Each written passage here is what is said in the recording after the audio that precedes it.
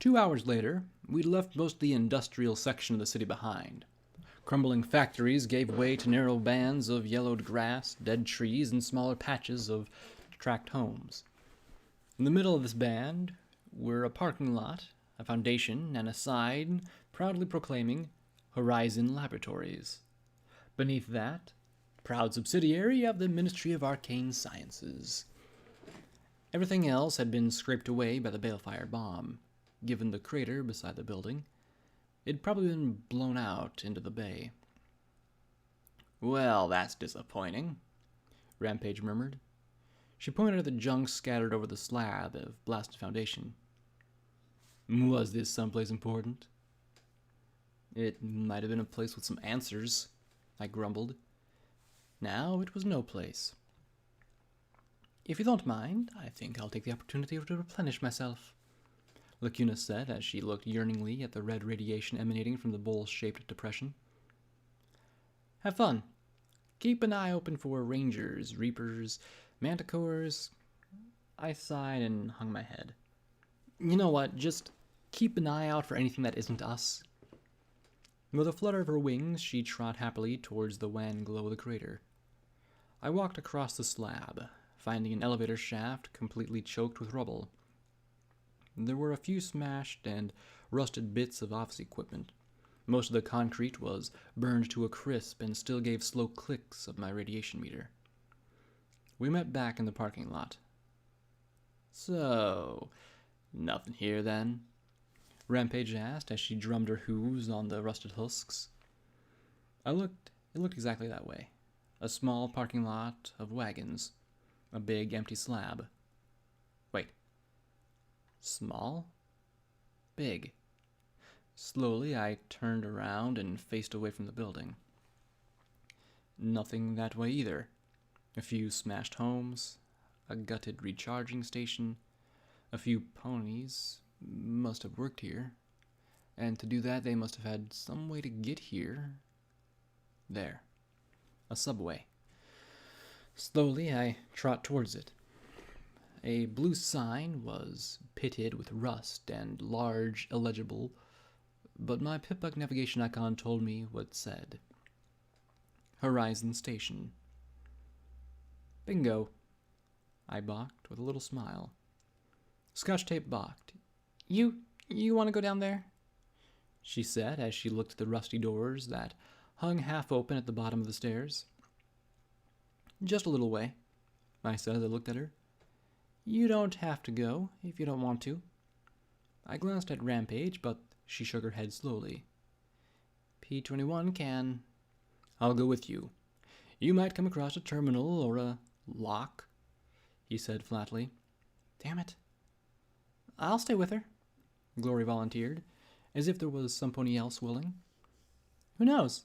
It could be fun." "Yippee!" Scotch murmured as she walked away from the subway stairs.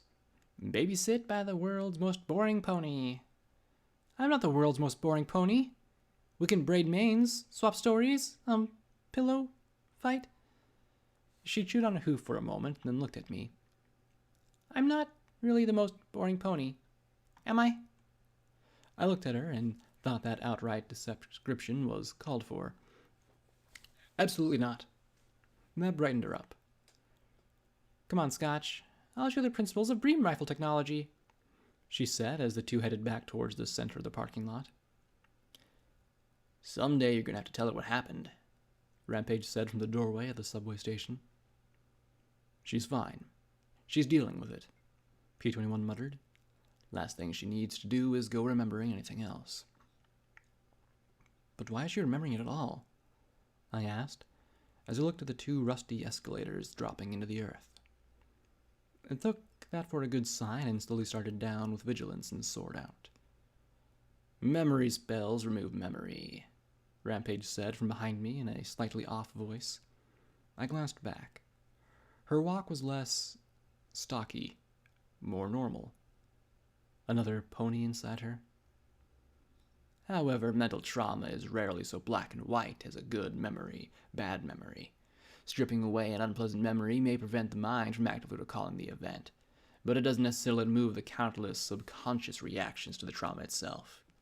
If a pony falls into a river, the memory of the fall and nearly drowning can be extracting, but the anxiety around water and the phobia of drowning will remain. True, memory therapy takes years of work to adjust those subconscious patterns. I looked past her at P21, seeing his eyes wide in surprise. Rampage muttered softly, "What a dreadful station." "Yeah. Some pony should call maintenance. Doctor," I guessed. The emergency lighting still flickered and danced as we followed the escalator lower and lower into the earth. "Octopus," she replied with a crooked smile. "Really?" "Yes, really. I was quite grabby with my magic as a colt." I hadn't hesitated as we continued down lower into the earth. "I quite like my name, actually. It's one few ponies forget.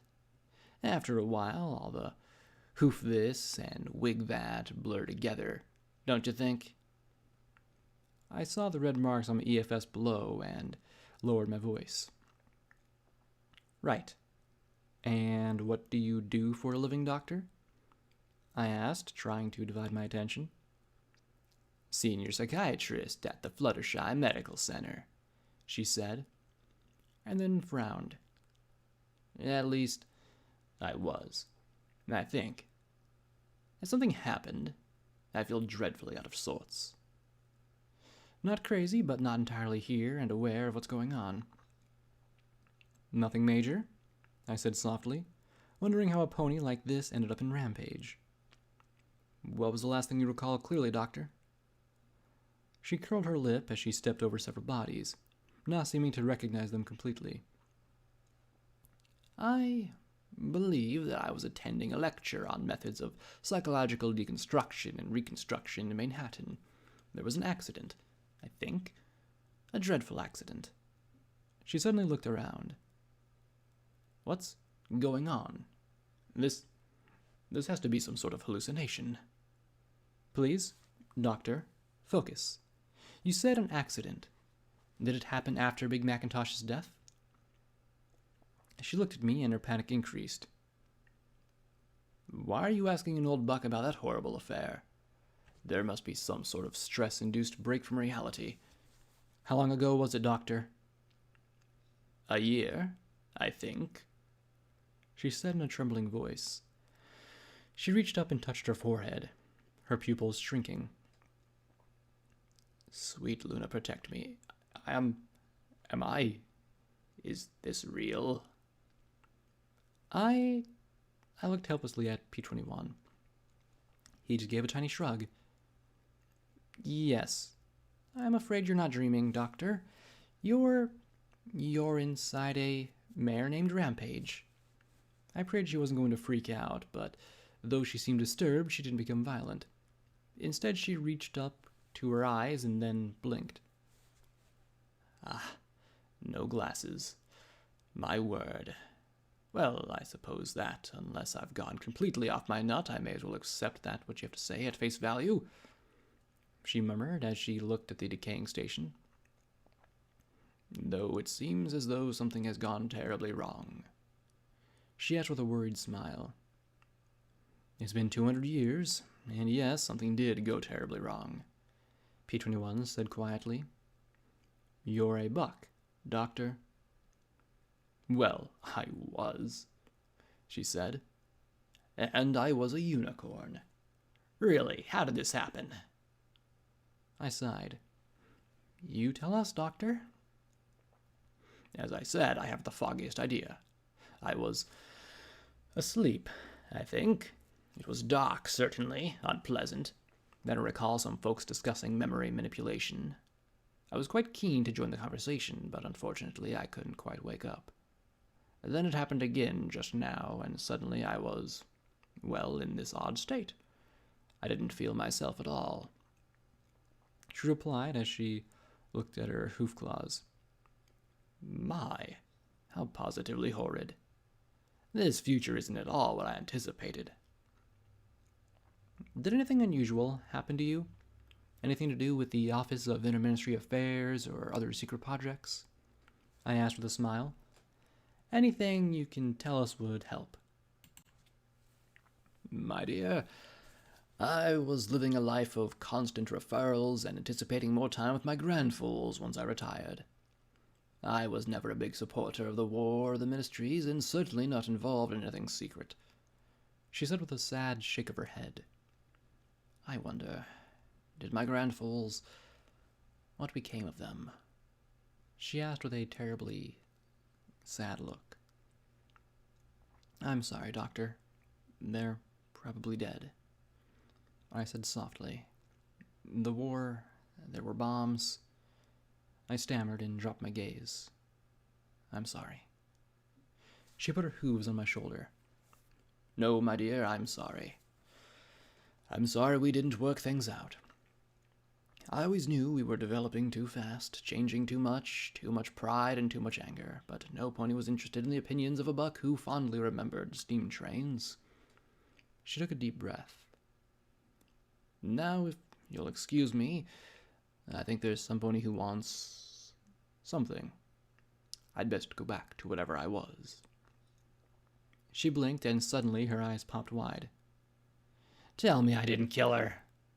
Please tell me I didn't kill her. You didn't, I assured her.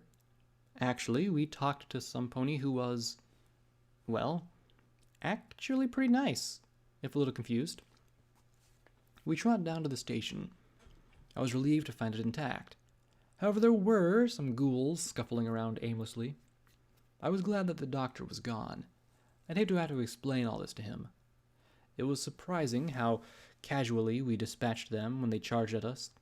After a battle like earlier, it seemed almost foolishly easily. The train tunnel ran north and south, right towards the Fallen Horizon Labs. What are you hoping to find? P-21 asked as he shuffled his saddlebags with some semi-decent salvage. There was always need for more duct tape, wonder glue, and scrap metal. No idea. The professor said that this place was involved with the OIA, I said as we stepped off the platform and walked along the tracks. I kept looking up, to the sides and all around. This is a bad idea, P-21 muttered. We don't have any healing potions left.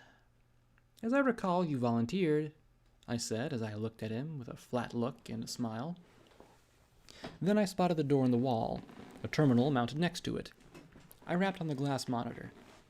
And good thing, too. He scowled sullenly at me before getting to work. What was he like? Rampage asked. The doctor? Well, he was a grandfather, a professional, cared for his grandkids. Didn't mention a wife. Seemed to think that he was dreaming or something at first. And he was a psychiatrist of some sort, I said with a smile and a shrug at her baffled look. We were silent for a few minutes as P-21 worked on the terminal, muttering under his breath. Blackjack? Rampage asked softly. Huh? Do you think I'm real? I blinked in surprise. Real? What are you talking about? I mean, she hugged herself. What if there is no Rampage, or Arlost, or me? Am I just a collection of ponies blended together? I bit my lip, not sure how to answer that. But P-21 snorted. You're real, all right. He looked at the striped mare sharply. I have no idea who that doctor was, or Shuja, or Twist, or any pony. I just know Rampage. And that's all I think about when I think of you. I don't know if you are crazy or possessed or what, but you annoy me, so you must be real.